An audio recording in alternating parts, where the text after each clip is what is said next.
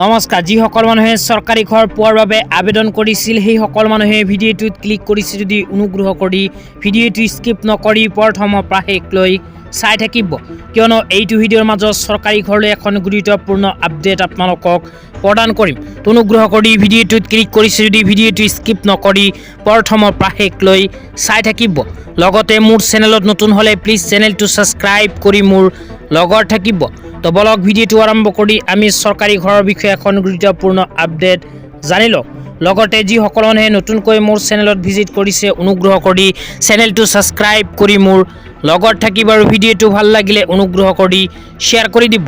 তো বলক ভিডিঅ'টো আৰম্ভ কৰি চৰকাৰী ঘৰৰ গুৰুত্বপূৰ্ণ আপডেটৰ বিষয়ে বিস্তাৰিত জানি লওঁ। অসম চৰকাৰে কেইদিনমান আগত কৰা ঘোষণা অনুযায়ী যিসকল মানুহে চৰকাৰী ঘৰ পোৱাৰ বাবে আবেদন কৰিছিল সেইসকলৰ ভিতৰত 3,25,000 দুখীয়াৰ বেংক একাউণ্টত অতি শীঘ্ৰেই চৰকাৰী ঘৰৰ টকা প্ৰদান কৰিব। তো আপোনালোকৰ নাম যদি চৰকাৰী ঘৰৰ নতুন লিষ্টত অন্তৰ্ভুক্ত হৈ আছে তেন্তে আপোনাৰ বেংক একাউণ্টতো চৰকাৰী ঘৰৰ টকা অতি শীঘ্ৰেই সোমাই যাব। তো চৰকাৰী ঘৰত টকা সোমোৱাৰ পিছত আপোনালোকে নিজৰ চৰকাৰী ঘৰখন বনোৱাৰ সময়ত এইখন ইষ্টিমেট অনুযায়ী বনাব লাগিব।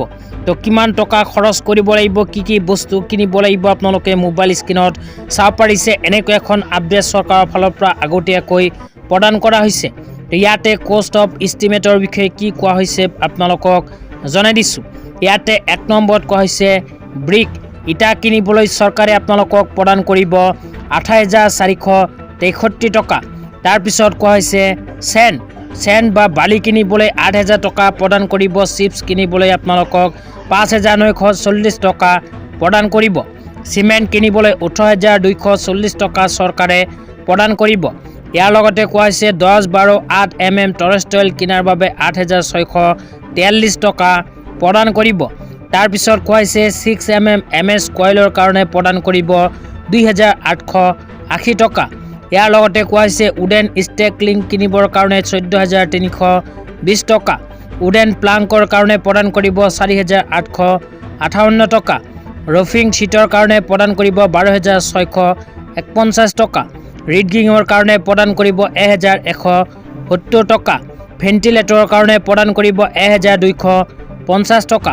তাৰপিছত কোৱা হৈছে হাৰ্ডৱেৰ শ্বাটাৰিং, বেম্ব কালাৰিং আৰু লোকেল কেৰিজৰ কাৰণে প্ৰদান কৰিব 6,677 টকা। তো ইয়াতে উল্লেখ কৰা অনুযায়ী চৰকাৰে চৰকাৰী ঘৰ বনোৱাৰ বাবে যিখিনি মেটেৰিয়েলৰ প্ৰয়োজন হ'ব তাৰ বাবদ 1,13,092 টকা চৰকাৰী হিচাপত প্ৰদান কৰিব।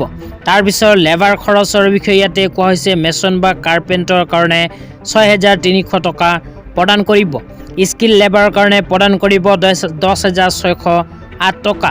আনস্কিল লেবাৰৰ কাৰণে প্ৰদান কৰিব 9,100 টকা। লেবাৰ খৰচ হিচাপে মুঠ 26,008 টকা জব কাৰ্ডৰ জৰিয়তে আপোনালোকে লাভ কৰিব। সৰ্বমুঠ চৰকাৰী ঘৰখন বনাবলৈ আপোনালোকক 1,39,100 টকা নিজৰ বেংক একাউণ্টত চৰকাৰে প্ৰদান কৰিব। আজি ইমানেই। ভিডিঅ'টো চাই কেনে পালে নিশ্চয়